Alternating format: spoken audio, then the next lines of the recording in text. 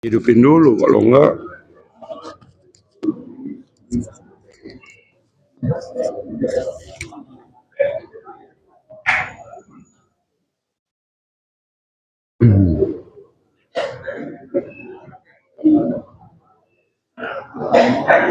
baik jamaah sekalian, kita awali majelis subuh yang penuh berkah ini dengan lafaz basmalah. Bismillahirrahmanirrahim. Assalamualaikum warahmatullahi wabarakatuh. Alhamdulillahi wa kafa. Ashhadu an la ilaha illallah wahda la syarika lah. Wa ashhadu anna Muhammadan abduhu wa rasuluh la nabiyya ba'dah. Allahumma fasalli wa sallim wa barik ala Muhammad wa ala ali wa sahbihi wa mawala wa ba'du. Wa qala ta'ala ya ayyuhalladzina amanu taqullaha haqqa tuqatih wa la tamutunna illa wa antum muslimun. Wa qala ta'ala ya ayyuhalladzina amanu taqullaha wa kunu ma'as shadiqin. Hadirin kaum muslimin, keluarga besar Masjid Jami Al-Falah, pengurus yayasan DKM Masjid, saya dengar ada reposisi atau sudah ada pergantian ketua DKM. Mudah-mudahan insyaallah pengurus yang baru bisa melanjutkan. Ada Pak Richard Mainaki ya sebagai ketua, masya Allah, sekaligus pelatih PBSI, masya Allah. Pak Richard siapa namanya Pak? Oh, Nabi Tupulu, bukan Mainaki ya, masya Allah. Ya,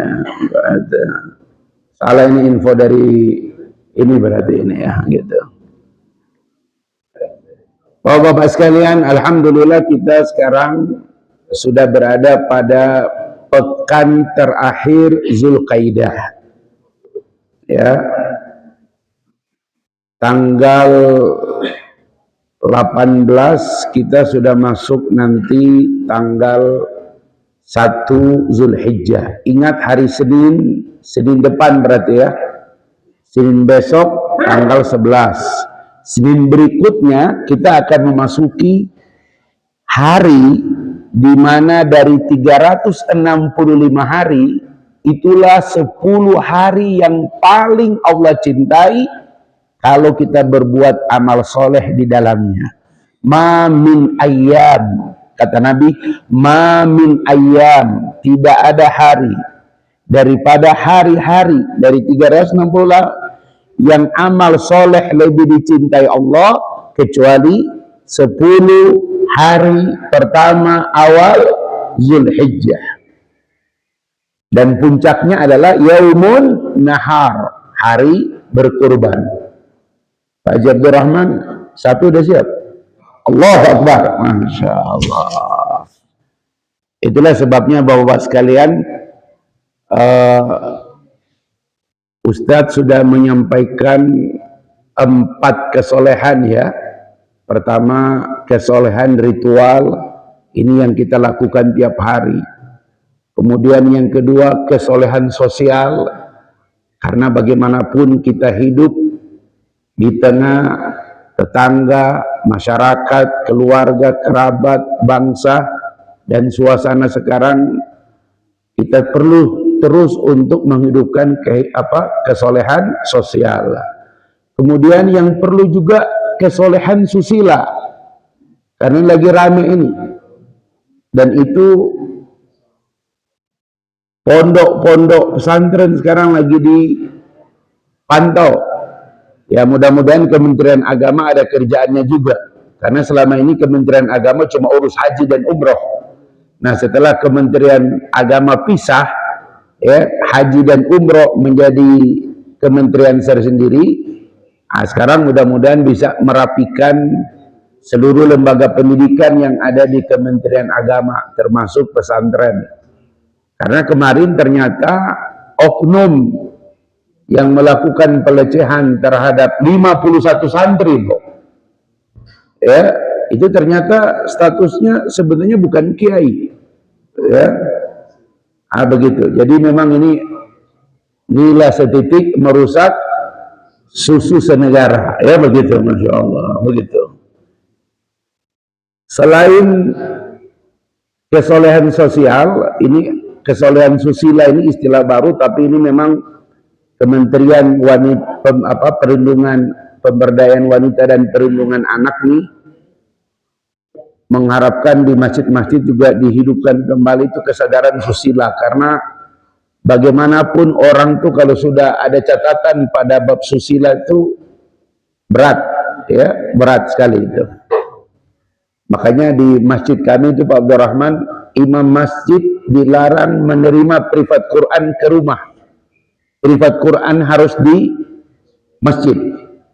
Dan masjid tolong sediakan whiteboard, ada ruangan yang lebih baik. Jadi privat Quran itu bagus, ada whiteboard, ada tempat duduk, ada ini supaya kalau lebih dari sejam, kalau duduk itu kan kata Pak Abdurrahman sudah umur itu memang tulang belakang tuh agak gimana, makanya memang harus ada sandaran, ya begitu gitu. Jadi kalau bisa gitu, karena ada case Pak di sebuah masjid, imam masjidnya tuh bagus banget, 2 tahun 3 tahun bagus, sampai pada akhirnya ada jamaah lapor, Pak Ustadz sering ngisi di masjid kami. Oh iya, saya bilang, boleh bantu saya, ada apa? Anak gadisnya hamil. Oh bisa. Akhirnya setelah ditelusuri, imam, dan imam itu mengaku dia sudah menikahi anak gadis itu. Tapi yang lapor bapaknya. Lah, bapak ini bagaimana? Saya tidak menikahi Ustadz. Nah setelah dipanggil imamnya, imamnya menggunakan mazhab Hanafi. Dalam mazhab Hanafi, wali bukan rukun nikah. Dia bawa kitabnya lagi ke saya. Saya bilang, ini bukan soal kitab ini. Di Indonesia ini mazhab Syafi'i. Jumhur ulama sepakat anak gadis itu harus ada wali. Betul dalam mazhab Hanafi itu ada, tapi itu cuma pendapat mazhab. Kalau ini jelas jumhur ulama, dan kalau ayahnya lapor ke polisi, Ustadz masuk penjara. Nego, akhirnya orang tuanya bilang, Ustadz, kalau Ustadz tidak urus ini dengan baik, saya lapor polisi. Kalau dia lapor polisi, habislah semua kita ini. Akhirnya nego, bapak maunya apa? Usir dia dari masjid, Ustadz. Saya bilang, agak repot ngusir masjid kan? Gak mungkin dia pergi. Akhirnya kita cari alasan, saya yang diundang ke masjid itu, beritahu jamaah orang tua imam itu sakit, dan gak ada keluarga yang ngurus kecuali beliau, dan beliau harus pulang. Saya tanya sama orang tua tuh, yang anaknya hamil, bagaimana nih kejadiannya? Pertama, saya yang privat Ustadz Al-Quran dengan imam itu. Lama-lama anak gadis saya ikut. Gitu. Entah gimana lama-lama, akhirnya yang terjadi. Mana anak gadis bapak? Saya juga penasaran. Pas saya lihat, oh pantas, bening banget Pak, Masya Allah. Nah inilah bapak-bapak, itulah sebabnya dalam Islam kenapa ayat tentang larangan zina itu bentuknya wikoyah. Tahu wikoyah? Preventif. Apa ayatnya? La taqrabuz zina. Jangan mendekati zina. Innahu kana fahisatan wa sa'a sabila. Karena zina itu seburuk, sekeji-keji perbuatan, seburuk-buruknya jalan. Dalam Islam semua hukum itu ada celah damai, kecuali zina. Pembunuhan bisa damai, bisa. Kalau keluarga korban memaafkan dan pelaku pembunuhan membayar diat, denda yang sangat besar. Ada celahnya, ada. Tapi kalau zina, datanglah seorang wanita kepada Rasulullah, ya Rasul, aku hamil. Bersyukur kau hamil, tapi ini perbuatan zina ya Rasul. Kata Rasul, benar hamil. Besarkan kandunganmu. Setelah lahir datang lagi, ya Rasul, anakku telah lahir. Kata Rasul, anak laki perempuan? Laki. Kalau gitu besarkan dulu bayimu. Setelah usia 8 tahun dia datang kepada Nabi, baru kemudian kata Rasul, siapkan dirimu untuk dilakukan hukum rajam. Jadi tidak ada celah. Anak itu lahir, yes. Anak itu dibesarkan, yes. Tapi ibunya tetap dilakukan rajam. Tidak ada celah. Begitu. Itulah sebabnya ini kesolehan susila ini perlu kita jaga dengan baik. Ya, mohon maaf saya mengambil contoh kasus sebuah imam di masjid itu karena saya kalau sholat datang ke masjid itu buka saya itu Pak Quran tuh, dia imam tuh. Apalagi kalau tarawih itu Pak, nggak ada salah satupun Pak, titik pun nggak ada salah. Orang lain imam tuh masih ada salah, dia nggak pernah salah. Levelnya juara 2. Hafiz Quran, Madinatul Munawwarah, sedunia Pak. Orangnya baik sekali. Ya, enggak. Oh, imamnya imam sila sebenarnya. Tahu imam sila? Cuma di masjid. Ngobrol aja jarang. Tapi sejak dia menerima privat ke rumah, itulah celah. Syaitan lihat kalau di masjid banyak malaikat. Tapi kalau di rumah, itulah dia Pak. Karena mengajarkan Quran kan ada namanya, apa Ustaz namanya? Talaki ya. Kan melihat monyong murid ya. Shot. Lama-lama kan bibirnya Masya Allah gitu, Masya Allah. Hati-hati nih Pak Ketua Yayasan kalau ngajarin. Hati-hati Pak gitu ya, begitu. Gitu. Jadi al-wiqayatu khairum minal ilaj. Apa itu? Mencegah lebih baik daripada mengobati. Itu dia. Kesolehan ritual, kesolehan sosial, kesolehan susila. Apalagi Ustaz? Ya. Kesolehan profesional. Tapi ini di lingkungan pegawai lah. Nah, saya mau tambah satu ini. Ini nanti kaitannya dengan kurban. Kesolehan finansial. Nah, jadi kata Nabi, nikmatul mal biyadis soleh. Harta yang paling baik itu di tangan orang soleh. Itu dia. Nikmatul mal biyadis soleh. Ya, harta yang paling baik itu di tangan orang soleh. Ibadah badan yang paling utama sholat. Fasolli li rabbika wanhar. Ibadah badan yang paling utama sholat. Kenapa disebut ibadah badan yang paling utama? Karena ibadah yang lain boleh diganti oleh orang lain. Tapi kalau sholat dia ibadah badan. Badan Pak Haji Abdurrahman tidak bisa diganti dengan badan anaknya. Karena ibadah sholat itu ibadah badan. Satu badan, satu ibadah. Nggak bisa kemudian Pak Haji, dek mau kemana nih? Hujan, masjid, ayo udah ajan. Sholat apa asar? Ayo titip ya 2 rakaat. Nggak bisa. Karena dia ibadah badan. Itu disebut ibadah badan. Ibadah badan yang paling utama, sholat. Zakat kita boleh dibayar anak, sah. Haji umroh kita dibadalkan anak menantu, sah. Puasa kita meninggal dibayar oleh anak, sah. Tapi sholat nggak bisa. Ya, dia ibadah badan. Nah, ibadah harta yang paling utama kurban. Masya Allah. Ibadah harta yang paling utama kurban. Kenapa bukan zakat? Zakat itu Pak, itu sebenarnya harta orang tercampur pada harta kita. Harta orang yang tercampur pada harta kita, langsung atau tidak langsung, sengaja atau tidak, maka wajib kita keluarkan. Jadi kalau Bapak bayar zakat, datang ke masjid, nggak boleh petantang-petenteng. Kenapa? Memang hak orang, kita balikin. Itulah zakat. Makanya dia hukumnya wajib. Tapi kalau kurban, Masya Allah. Namanya juga berkurban. Itu memang milik.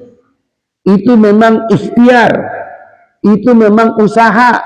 Tetapi ingat baik-baik Pak, ketika kita berkurban, Masya Allah, kurban masuk 2 ibadah yang pahalanya bighairi hisab. Ulangi, Kurban masuk dua ibadah yang pahalanya bighairi hisab. Apa tuh bighairi hisab? Unlimited. Unlimited ini bukan dari provider, bukan. Masya Allah. Unlimited provider tetap aja macet internet. Masya Allah. Pak Abdurrahman di rumah pakai wifi apa? Republikan. Home. Oh, beda lagi ya. Ada lagi ya. Insya Allah. Itu levelnya satelit sudah itu. Oh bukan. Masih bayar bulan. Oh begitu. Pak, yang disebut dengan unlimited itu tidak terbatas. Dua ibadah dalam agama kita yang pahalanya tidak terbatas. Satu, sabar. Makanya Pak Richard jadi pengurus DKM, kuncinya cuma satu, sabar. Apalagi menghadapi makhluk-makhluk ini, Pak. Ini banyak makhluk ruang angkasa di sini, Pak. Yang levelnya sudah nggak menyentuh bumi, gitu. Cara menyelesaikan mereka ini cukup dengan berdoa. Itu dia, Pak. Ya, nggak usah dibantah kalau mereka menasihati Bapak. Sami'na wa ata'na aja, Pak. Ya, apalagi yang belakang-belakang itu, Pak. Udah aja sami'na wa ata'na, Pak. Gitu, ya. Kalau ibu-ibu ingin dirubah ruangan mereka, Bapak robahlah begitu. Karena mungkin sekarang warnanya warna cowok. Mereka ingin ganti warna pink, ganti warna pink. Masya Allah. Cuma warna nggak usah dibantah lah begitu. Ya, sabar itu pahalanya bighairi hisab. Quran surat Az-Zumar ayat 10. Innama yuwaffas sabirun ajruhum bighairi hisab. Sesungguhnya pahala bagi orang-orang yang bersabarlah. Innama sesungguhnya hanyalah, ada pembatasan. Sesungguhnya hanyalah pahala bagi orang-orang yang bersabarlah bighairi hisab. Kami balas tanpa batas. Itulah sebabnya sabar itu tidak ada batasnya. Bunda, sabar itu tidak ada batasnya. Gitu. Yang ada batasnya, Bunda yang ada batasnya. Masya Allah. Ingat Bunda, ini masih bulan-bulan haram. Jaga kesabaran. Kapan bulan haram selesai? Bulan haram selesai 16 Juli. 16 Juni 1 Muharram. 16 Juli 1 Safar. Nah, nanti bilang sama ayah, ayah, untuk sementara mama tidak akan membentak ayah. Nanti tanggal 1 Juli nanti dikumpul. Masya Allah. Gitu. Jadi hati-hati. Karena berbuat dosa di bulan haram dilipat gandakan catatannya. Itu dia. Jadi usahakan ini kita bersabar. Dan mudah-mudahan dengan bersabar ini pahalanya bighairi hisab. Masya Allah. Jadi orang bersabar itu pahalanya tanpa batas. Makanya perintah sabar itu tidak seperti perintah yang lain. Isbiru wasabiru warabitu. Masya Allah. Bersabarlah, kuatkan kesabaran. Kalau bisa sabar kita levelnya listrik, metik. Soalnya sekarang kalau masih pakai bensin capek, Masya Allah. Ya, begitu. Apalagi kalau subsidi dicabut ini, Pak. Masya Allah. Ini dengar-dengar Pertamax 92 bisa dicabut ini, Pak. Ya. Yang pakai Dexlite, mana yang pakai Dexlite? Ya, udah berapa, Pak? Ya, 23 ya. Masya Allah. Berapa? Wow, langsung ketahuan siapa yang pakai Dexlite. Masya Allah. Oh, Bapak pakai Dex? Masya Allah. Berapa Dex sekarang? Masya Allah. Masya Allah. Ayolah. Itu udah kayak orang Arab betul itu pakai minyak begitu. Masya Allah. Jangankan di kita, Pak. Di Arab aja minyak ada mahal. Minyak paling mahal Pertamax 92 itu di Cina. Di Cina itu 50.000, 49 sekian. Kaget saya. Ron 92 49 sekian. Kenapa? Karena di China semuanya listrik sudah. Insya Allah. Ya. Jadi mengembalikan semua itu. Jadi bapak-bapak sekalian, sabar ini. Ya. Nah, ibadah yang kedua yang tidak ada batasan pahalanya adalah kurban. Masya Allah. Bapak-bapak, mari kita camkan baik-baik apa yang disebut oleh Nabi. Kalimatnya seperti ini. Waman lahu sa'ah. Waman lahu sa'ah. siapa yang punya keleluasaan. Nabi tidak bilang siapa yang punya harta. Karena berkurban itu bukan soal punya atau tidak. Kurban itu dasarnya keleluasaan. Apa tuh keleluasaan? Kelapangan hati. Siapa yang punya keleluasaan, falam yudhahi, dan dia enggan berkurban, fala yataqarraba musallana, maka jangan coba-coba mendekati tempat sholat kami. Artinya apa? Eksistensi dia diragukan oleh Rasul. Ternyata berkurban bukan seperti zakat. Zakat orang yang mampu, memang orang yang berharta. Tapi kurban dia ibadah harta, tapi berkurban tidak harus mampu. Karena kurban itu motivasinya bukan soal kamu punya tabungan atau tidak, tapi kurban soal keleluasaan. Orang kaya berkurban normal, tapi orang yang pas-pasan, dia tiap bulan harus mengatur cash flow dengan cukup ketat. Cicilan, bantuan ke orang tua, SPP anak, belum iuran RT, udah 3 bulan nggak bayar-bayar, Masya Allah. Betul Pak RT? Ya, apakah iuran naik bulan ini? Sudah ada kenaikan di Yasmin. Berapa bulanan sebagai warga, berapa bayar bulanan? Berapa? Wah, ada beda-beda di sini, Masya Allah. Udah kayak mazhab yang bayar bulanan. Kan iuran tuh keamanan sama kebersihan. Berapa itu di sini? Sekitar 200. Tadi bilang 100. 150-an. Bapak mau tahu, sekarang sudah sampai di Mahkamah Agung. Sentul City. Itu sudah sampai di Mahkamah Agung ingkrah. Tapi masyarakat tidak berdaya. Di sana iuran keamanan dan kebersihan, rumah 130, luas tanah 130, itu 300. Kalau luas tanah 300, itu 1 juta. Itulah sebabnya warga mengajukan class action, bahkan sudah putusan MA.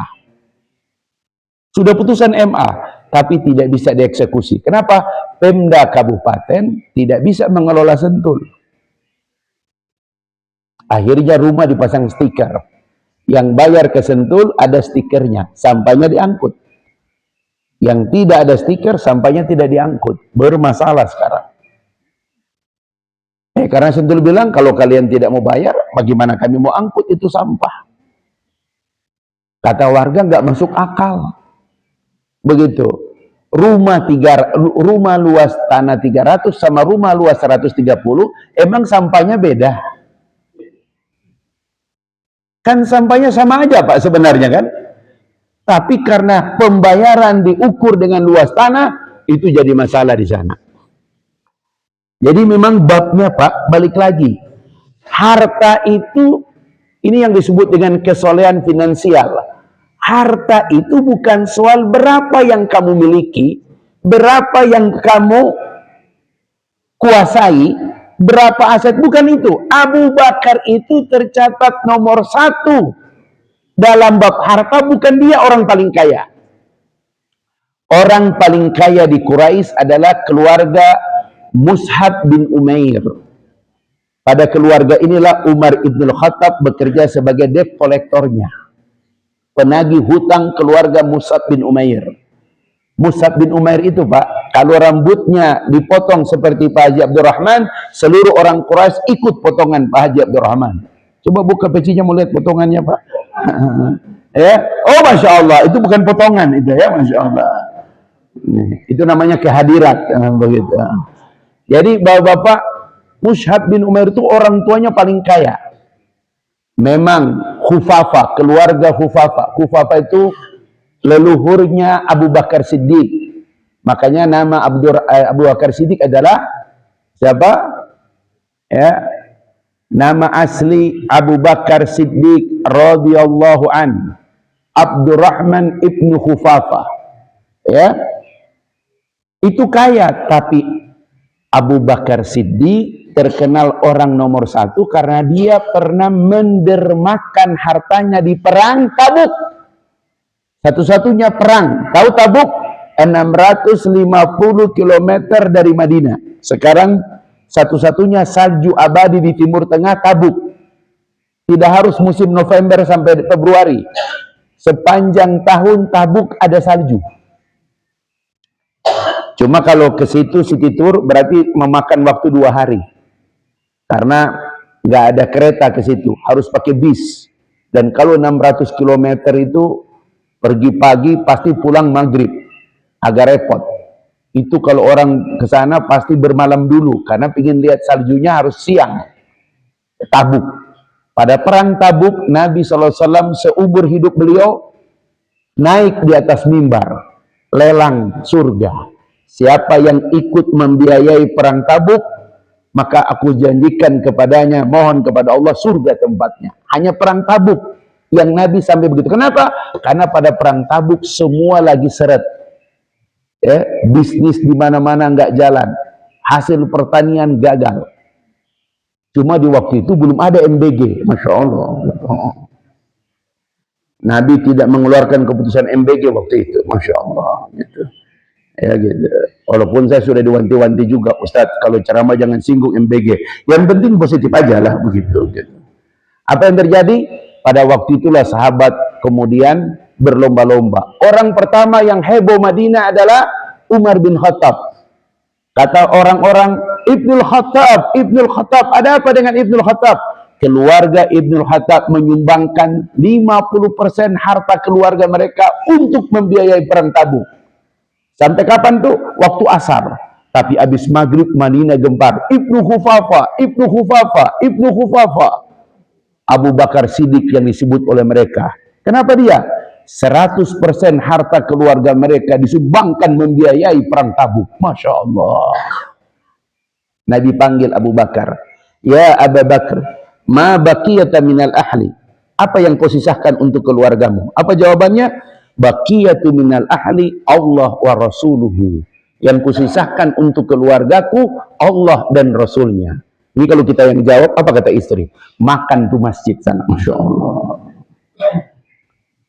Jadi hanya orang, jadi harta itu Pak, bukan soal berapa yang kita punya, berapa yang kita simpan, berapa kepemilikan atas nama kita.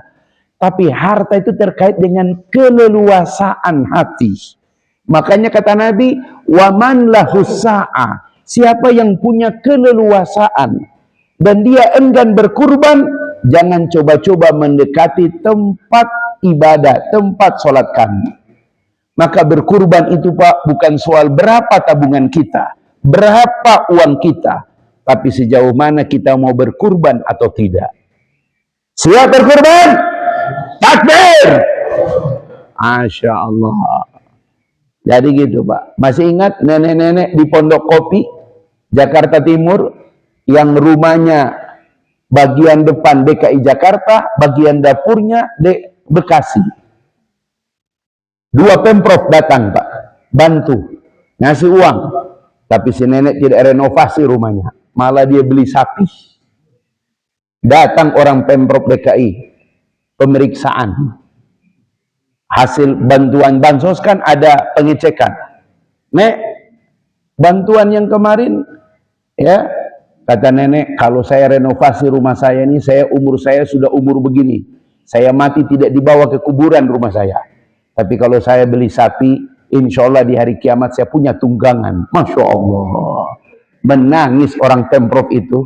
Tidak lagi diperiksa. Mereka pulang, kumpul lagi bantuan. Mereka bawa bahan-bahan sama tukang. Kemudian renovasi rumah nenek. Masya Allah. 2 dia dapat.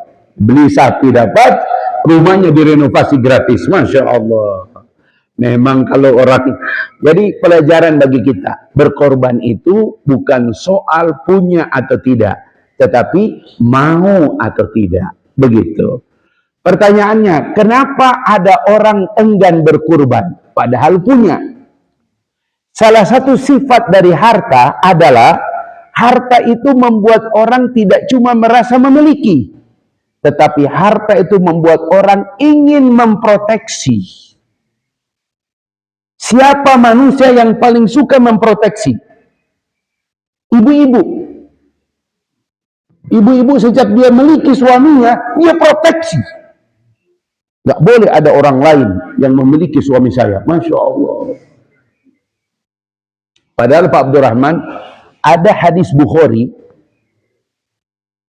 kalau kita menikahi seorang wanita yang punya anak yatim.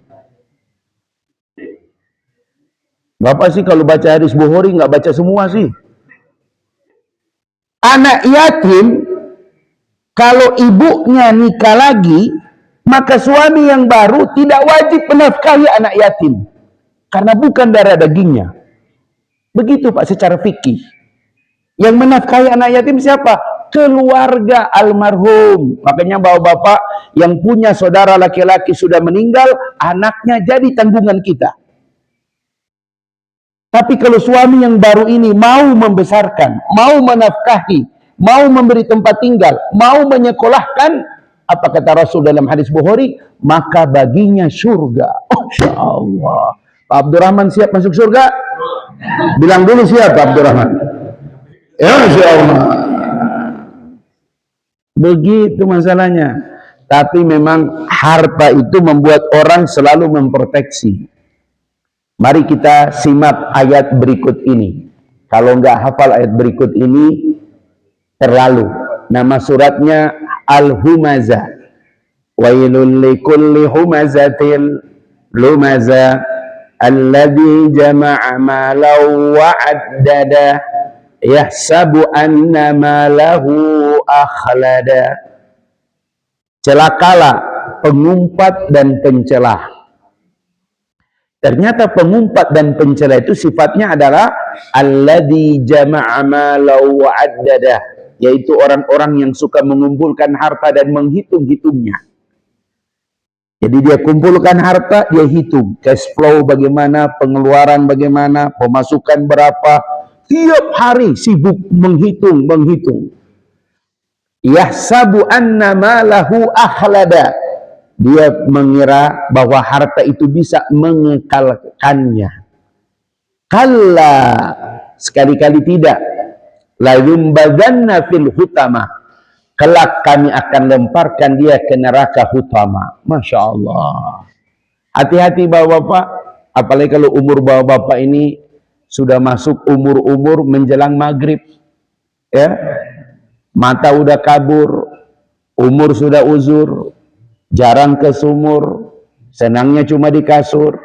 Kalau sarapannya bubur, kue kesayangannya cucur. Ya, itu berarti makin dekat ke liang. Nah, itu antum yang ngomong, bukan aneh. Hati-hati Pak. Ketika kita mati harta kita Pak, apa ada yang dibawa? Enggak. Ingat, ada juga jamaah ngomong begini Pak Abdurrahman, Pak Ustadz saya 2010 sudah berkurban, masa 2026 berkurban lagi? Masya Allah, 2010 itu Zidan juara dunia itu, Masya Allah. Udah selesai sudah, nggak usah lagi kamu ini ya. Jadi bapak-bapak sekalian, 2025 kita berkurban, Pak Rahim, 2026 tetap berkurban, Masya Allah. Tahun ini MUI, Muhammadiyah, Lembaga Fatwa Saudi, sudah resmi dam boleh di negeri masing-masing. Dam boleh, tapi kloter dari kampung saya tanya, mau dam di mana? Tetap di Mina, Masya Allah. Mereka mau tetap, damnya tetap di Mina. Intinya hati-hati dengan harta. Kalau lihat di Quran, struktur harta itu disusun dengan cara yang sangat anggun. Pertama, coba lihat di Quran, bagaimana Allah bicara tentang harta. Yang pertama, surat Al-Kahfi. Al-malu wal banun zinatul hayatid dunya. Harta dan anak perhiasan kehidupan dunia. Kata ulama tafsir, boleh kita berbangga dengan harta, karena memang harta itu adalah perhiasan kehidupan dunia. Pak Abdurrahman, takbir tanggal muda dengan takbir tanggal tua, saya lihat beda beberapa jamaah itu.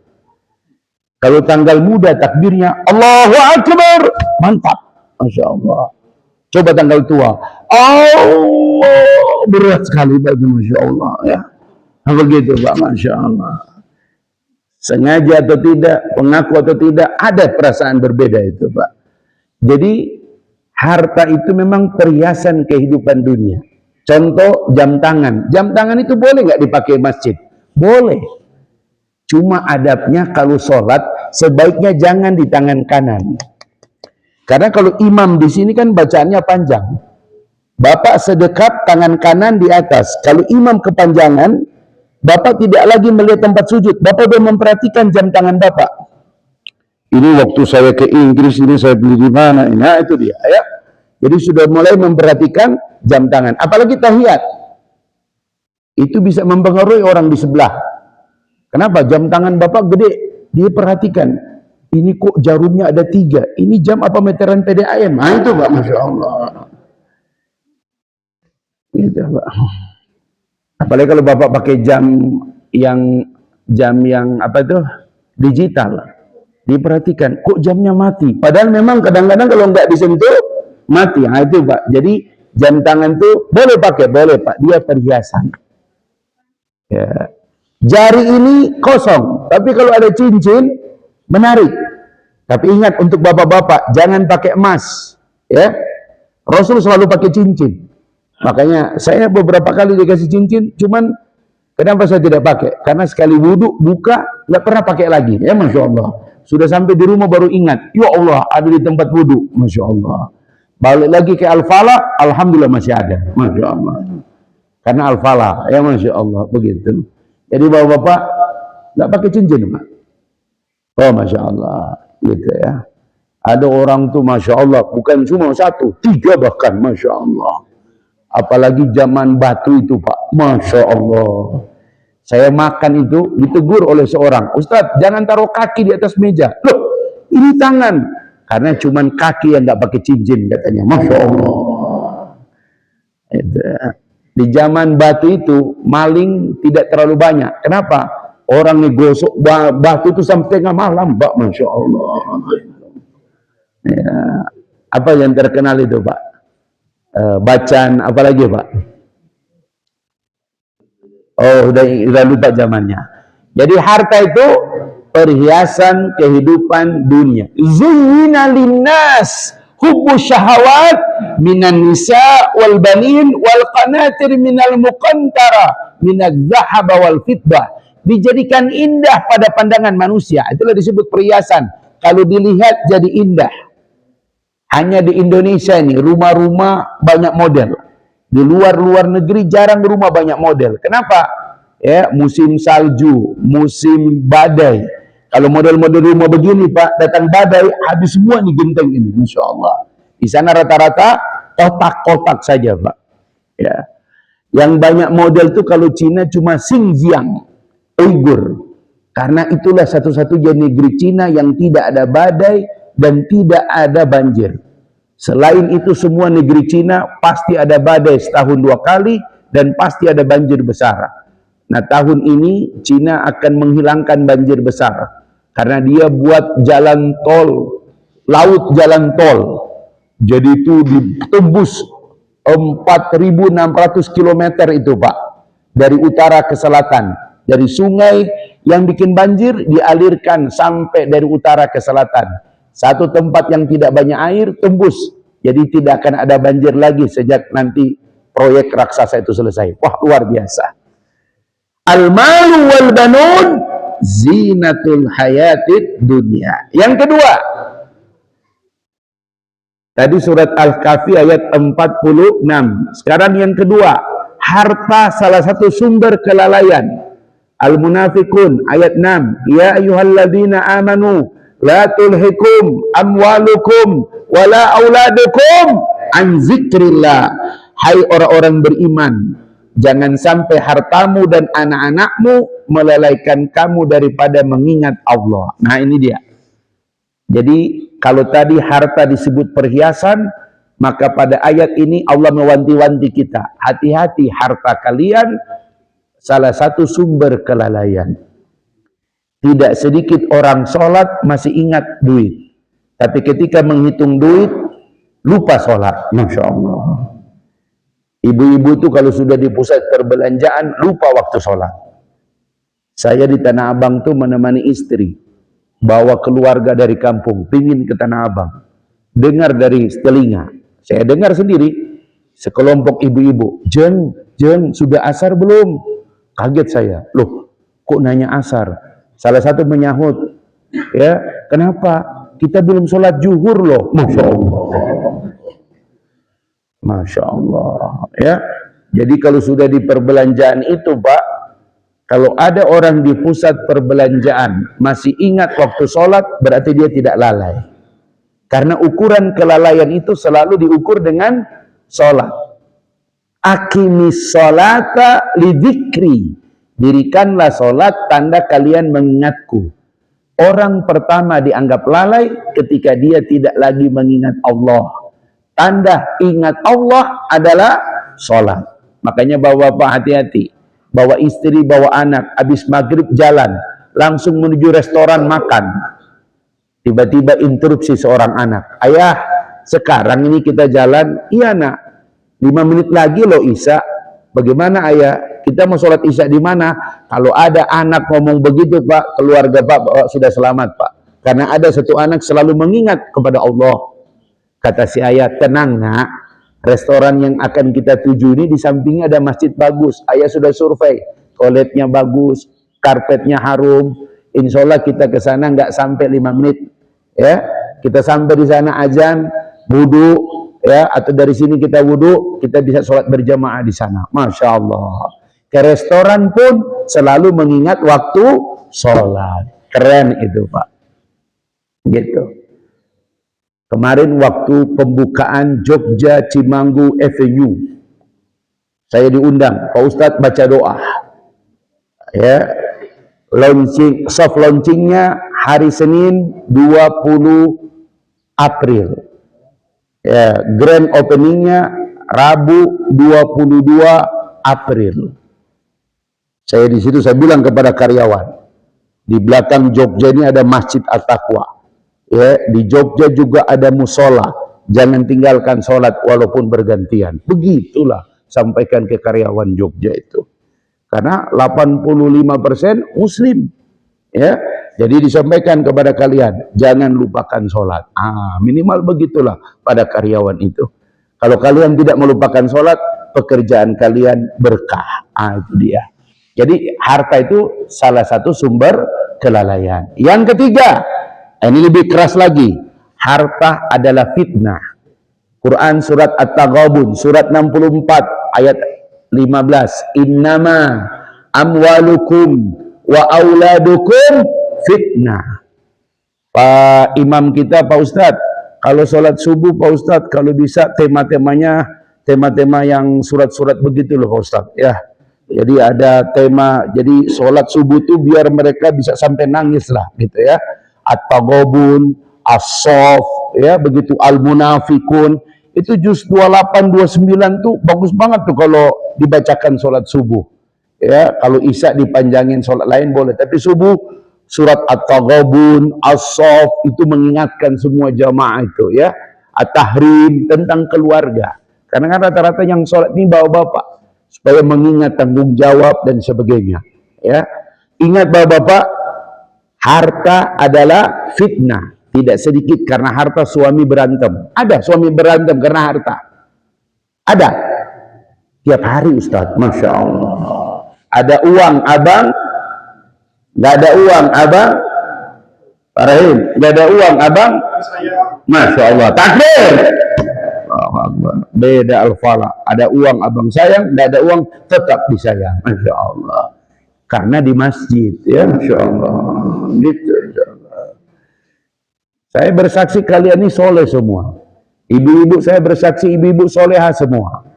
Karena di masjid, ya, Masya Allah, gitu. Kan kalau di rumah saya tidak tahu. Pokoknya saya bersaksi di masjid kalian. Karena ada hadisnya, man dakhala masjidan fahuwa bitaqwa. Siapa yang masuk ke masjid maka dia bertakwa. Begitu kata Rasul.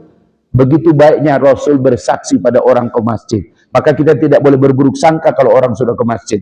Soal dia di rumah bagaimana, itu kita nggak tahu. Ya gitu ya, seperti itu. Soal Bapak rumah di Yasmin ini pos 1 apa pos 2, saya juga tidak tahu Pak. Ya, Masya Allah. Karena ada juga bahwa Bapak kaget. Di Yasmin saya ketemu, di Danau Bogor Raya saya juga ketemu. Pas sholat subuh, Bapak di sini, dia senyum-senyum. Iya Ustaz, saya juga ada di sini. Oh Allah wala quwata. Tapi saya nggak sebut siapa dia ya, Masya Allah. Begitu ya. Pantasan di sini jarang-jarang juga dia ada Pak. Masya Allah. Di Yasmin ada, di Danau Bogor Raya ada Pak. Masya Allah. Tahu Danau Bogor Raya? Danau Bogor Raya itu arah ke, ya bisa tembus ke Sumarekon sana. Masya Allah. Padahal kalau dia pindah ke Sumarekon nggak ada yang tahu itu Pak. Masya Allah. Tapi di Danau Bogor Raya, di sini saya Sabtu kedua. Di Danau Bogor Raya saya Ahad kedua. Jadi kadang ketemu di sini Sabtu, Ahad ketemu di sana. Masya Allah. Masya Allah. Dan kalau subuh berarti nginap kan? Masya Allah, begitu itu. Jadi hati-hati. Harta itu adalah fitnah. Tidak sedikit anak menantu bermasalah karena soal ini. Kalau saya bilang begini Pak Abdurrahman, harta hilang bisa dicari. Saudara hilang tak ada ganti. Itu dia. Jadi hati-hati ini kita. Saya kemarin ditanya, Pak Ustadz saya sudah 3 kali haji. Bagus Pak. Apakah saya boleh naik haji lagi? Saya tanya, Bapak punya saudara kandung? Punya. Berapa orang saudara kandung Bapak? Saudara kandung saya 4 Ustadz. Kami 5 bersaudara. Dari 4 orang itu hidup Ustadz. Dari mereka ada yang sudah haji? Belum Ustadz. Ada yang sudah umroh? Belum. Kiamat Bapak saya bilang. Ya, hajikan salah satu saudara Bapak atau umrohkan salah satu saudara Bapak. Baru kemudian dia bertekad, siap Ustadz. Insya Allah saya akan urut mereka, mudah-mudahan masih ada umur, mereka bisa haji atau umroh. Begitu Pak. Nabi itu punya, yang agama ini turun ke Nabi. Wahyu turun ke Nabi. Nabi itu haji sekali Pak. Kalau Bapak ingin haji lagi, hajikan saudara kandung Bapak. Cuma Ustaz, saudara kandung saya kelakuannya saya nggak suka. Soal perbuatan dia, urusannya dengan Allah. Tapi kalau Bapak ingin menghajikan saudara kandung, hajikan saudara kandung. Masya Allah. Mudah-mudahan dia berubah, dapat hidayah, pulang dari haji mabrur, dia keadaannya akan lebih baik dari sebelumnya. Gitu Pak, keren. Hajikan saudara kandung, Masya Allah, begitu. Waktu selesai. Allahu Akbar, Masya Allah. 15 menit berjalan, Masya Allah. Jadi yang pertama harta perhiasan. Yang kedua harta sumber kelalaian. Yang ketiga harta fitnah. Nah, yang keempat ini yang paling ditakutkan. Apa Ustaz? Harta sumber penyesalan. Balik lagi ke 2 ayat terakhir surat Al-Munafikun. Ya ayyuhalladzina amanu. Apa ayat 2 ayat terakhir Al-Munafikun? Wa anfiku mimma razaqnakum min qabli ayyatiya ahadakumul maut. Infakkanlah kata Allah rizki yang kami berikan kepadamu. Ingat Pak, kita lahir gak nempel dolar, kita lahir gak nempel emas batangan, kita lahir menangis karena memang kita tidak punya apa-apa. Rizki dari Allah. Kemudian kita punya pengetahuan, kita punya usaha, kita punya pekerjaan, mulai kita mendapatkan karunia dari Allah. Rizki dari Allah. Kata Allah, itu rizki yang kami berikan, infakkan. Sebelum datang kematian pada salah seorang di antara kamu. Fayakulah, lalu dia berkata, laula akhartani ila ajalin qarib. Sekiranya ajalku ditunda sedikit saja, apa yang dia ingat? Bukan tadarus, bukan taraweh, bukan puasa, bukan haji. Yang dia ingat, fa'asaddaqa, saya pasti bersedekah. Wa akum minas solihin, dan saya janji jadi orang soleh. Apa jawaban Allah? Wala yuakhirallahu nafsan idza jaa ajaluha. Allah tidak memundurkan ajal seseorang apabila telah datang waktunya. Bapak-bapak, jangan sampai tengok kiri kanan berapa banyak jamaah kita ternyata kurban terakhir mereka 2025. Bisa jadi kurban tahun ini kurban terakhir kita. Itulah sebabnya mari jangan sampai kita salah memahami harta yang membuat kita menjadi menyesal. Ada ungkapan orang Melayu, menyesal kemudian tiada berguna. Kalau ibu-ibu ditambah di belakang, la la la la la la la, masya Allah. Karena ada qasidahnya, ya. Menyesal kemudian tiada berguna. Bapak-bapak, hewan kurban yang paling murah sekarang ukurannya 3,5 juta. Paling murah itu, Pak. 20 kiloan kambing lah. 1/7 sapi minimal 3,5. Ya, di masjid yang lain karena sapi yang ditawarkan 28 juta, maka per 1/7 adalah 4 juta. Berapapun, Pak, nggak apa-apa. Terus yang kedua Pak, ini catatan. Kurban pertama usahakan di masjid di mana kita tinggal. Kalau kurban kedua boleh ke Palestina, boleh ke Papua, boleh ke Lewiliang. Tapi kurban pertama upayakan di masjid di mana kita tinggal. Kok begitu Ustadz? Itu adab berkurban. Karena kalau Bapak berkata, di Yasmin sudah banyak. Kalau ada 200 orang seperti itu ngomong, nggak ada kurban di kita. Tetap korban utama di masjid di mana kita tinggal. Karena di sini kita tinggal, di sini kita hirup udara, di sini kita sholat, di sini mungkin juga kita disolatkan di tempat ini. Maka kita berkurban di sini. Tapi tahun ini Al-Falah tidak lagi berkurban di Yasmin. Kurbannya di RPH, begitu ya. Karena lapangan kurban telah berubah menjadi lapangan futsal, masya Allah. Umur-umur begini mau futsal, ya Allah wala quwata illa billah. 3 putaran pingsan semua ini, masya Allah. Pak Baji, masih ada pingpong? Masih ada, tapi kok perut makin bulat semua nih saya lihat ini, masya Allah. Ini keringatnya keluar 1 kilo, gado-gadonya 3 kilo, ya masya Allah. Sama dengan orang main bulu tangkis di Yasmin. Bulu tangkis berapa set, tapi makan ketoprak Ja'far 3 piring. Sama aja itu Pak, masya Allah. Bapak, mudah-mudahan insya Allah tahun ini kita tetap berkurban dan terus berkurban. Ya, Ustadz tadi singgung kurban itu pahalanya tidak terhitung, betul. Karena jumlah pahalanya majas, kiasan. Sebanyak jumlah bulu yang menempel pada hewan kurban. 4 negara terbesar peternakan, Amerika, Spanyol, Australia, New Zealand. Petani paling miskin di sana 10.000 ekor sapinya. Itu paling miskin. Tapi mereka sudah minta bantuan China karena China paling inovatif dalam teknologi. Sampai sekarang China pun belum bisa menciptakan alat bisa menghitung berapa jumlah bulu dalam 1 paha domba. Nggak bisa. Karena hadisnya itu majas, kiasan, menunjukkan tidak terhitung, masya Allah. Begitulah pahala orang yang berkurban. Mudah-mudahan insya Allah bapak-bapak di sini insya Allah kita tetap berkurban dan terus berkurban. Takbir! Ya, Ustadz, bolehkah berkurban atas nama almarhum? Bapak-bapak, teknisnya bukan begitu. Teknisnya disampaikan ke masjid, ini kurban saya Ahmad, baru sebut bin almarhum, sebut orang tua. Begitu caranya. Insya Allah pahalanya kamu dapat dan pahalanya mengalir kepada almarhum. Tidak usah langsung atas nama almarhum. Tetap aja pakai nama kita, Haji Ahmad bin almarhum.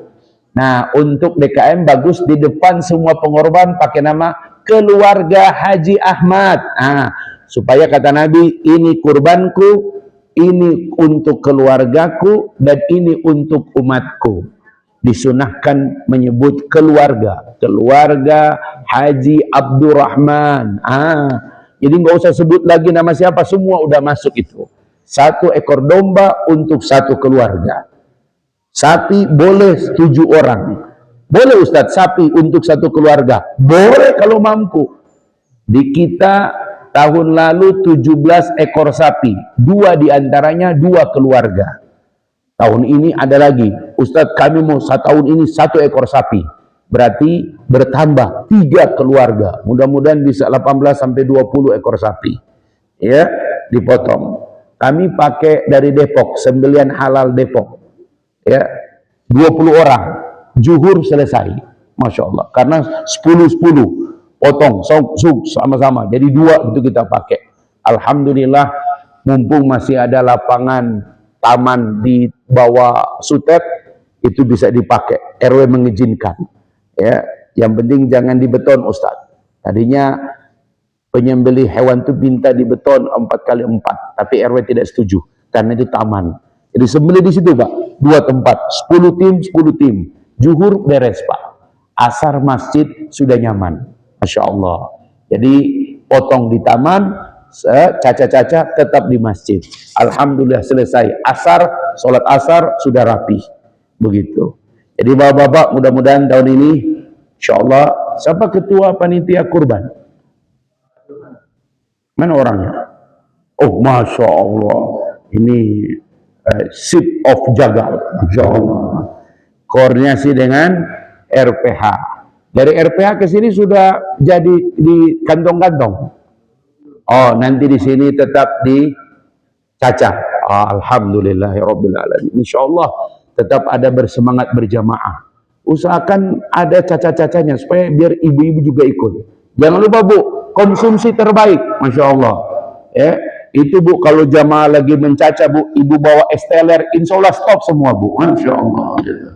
Ya, kan jarang-jarang itu konsumsi esteller itu kan, Pak. Ya, esteller terenak, Bapak telepon pesan langsung ke Baso Klik Taman Cimanggu, Masya Allah. Itu keren Pak, Masya Allah. Pak Abdurrahman tahu Baso Klik? Oh gitu, oke, siap. Pokoknya nanti Pak Abdurrahman pesan 100 porsi untuk insya Allah panitia kurban 2026. Karena sudah ada alamatnya, Masya Allah. IC insya Allah. Baik, baik bapak-bapak, ibu-ibu, tahun ini kita tetap berkurban, insya Allah. Bukan soal punya atau tidak, tapi lapang atau tidak. Ya, siap berkurban?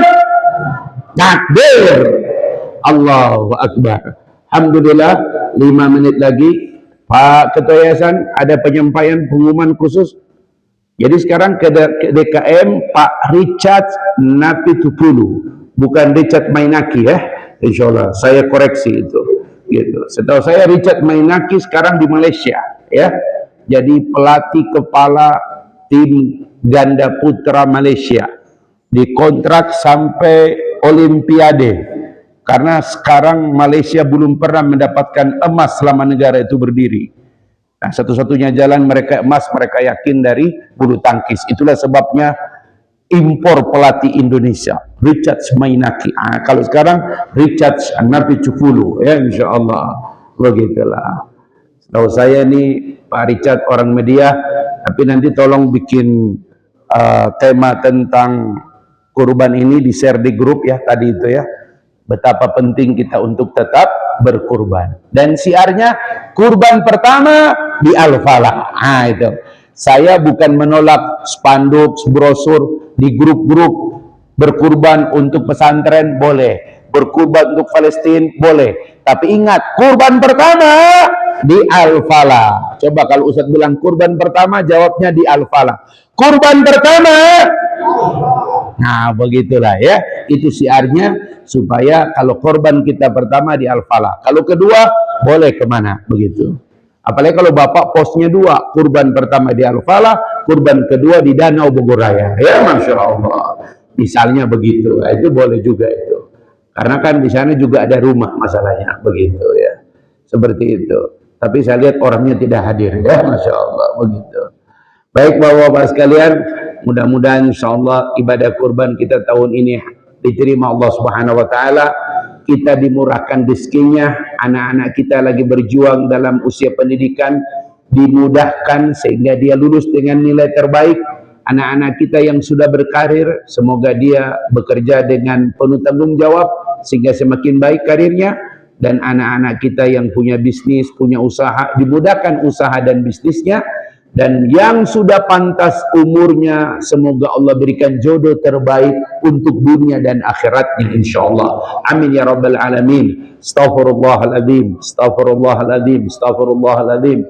Allahumma salli ala Muhammad wa ala ali Muhammad Allahumma ya Allah, anta rabbuna la ilaha illa anta rabbul arsil adim, rabbus samawati wal ar wa rabbul arshil karim, antal ahad as-samad alladzi lam yalid wa lam yulad wa lam yakul lahu kufuwan ahad.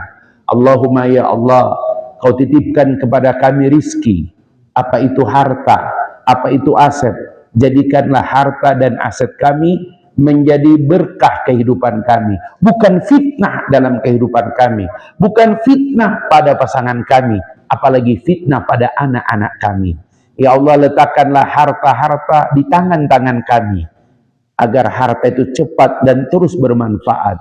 Jangan engkau letakkan harta di hati-hati kami, sehingga kami merasa sombong dengan harta aset yang kami miliki. Ya Allah, jadikan harta mempermudah kami dihisab kelak ya Allah. Dan jangan engkau jadikan harta membuat kami lama berdiri dihisab di hari kiamat kelak ya Allah. Allahumma ya Allah, mudahkan rizki usaha-usaha anak-anak kami ya Allah, masa depan anak-anak kami ya Allah, jodoh-jodoh anak-anak kami ya Allah. Jauhkan fitnah pada kami, apalagi gangguan kesehatan di hari-hari tua kami.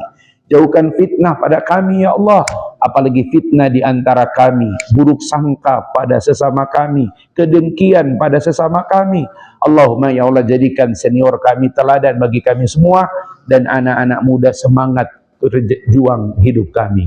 Rabbana taqabbal minna salatana, siyamana, ruku'ana, sujudana, wa tammim ya Allah taksirana. Allahumma rizukna taubatan nasuha, Allahumma rizukna taubatan nasuha, Allahumma inna nas'aluka min husnil khatimah.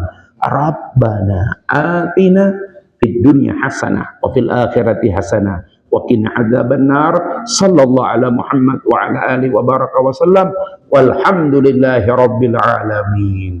Demikian Pak Ketua DKM. Siapa yang berangkat haji tahun ini? Sudah berangkat? Ada yang tanggal 19? Ya, kita doakan semoga insyaallah mudah safarnya, diterima amal hajinya, dan kembali lagi ke tanah air dalam keadaan haji mabrur mabrurah. Amin ya rabbal alamin. Subhanaka Allahumma wa bihamdik, asyhadu an la ilaha illa anta, astaghfiruka wa atubu ilaik. Assalamualaikum warahmatullahi wabarakatuh.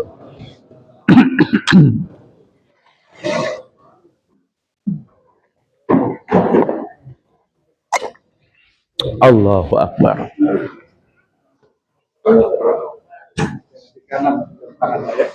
Masya